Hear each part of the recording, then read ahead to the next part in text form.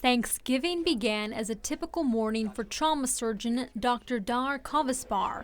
He started doing his usual rounds and checking on patients when around 8:30, that normalcy changed. We are usually much busier than non-holidays, but did I expect a 150-car pileup? No, not at all. I don't think anyone did. No. As the only trauma surgeon on call at Christus Hospital St. Elizabeth and with 11 nurses on staff, the team began to tackle one injury after another, trickling in from the horrific I-10 pileup.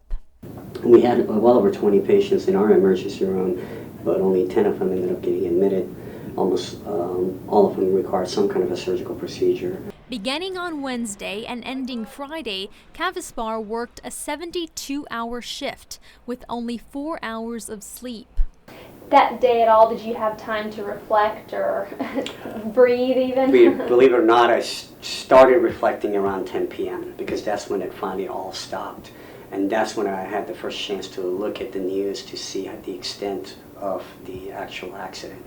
And it was very surprising how big it was. Even though nearly 30 people were taken to area hospitals and 2 people died, Kavaspar says it's a miracle there were not more injured or killed, and thanks the team of EMS workers and other emergency personnel for their work in keeping people alive. They did a fantastic job at the scene. I can't imagine having to be at that scene and having to triage all those patients because, as you can imagine, it's a pretty tough task.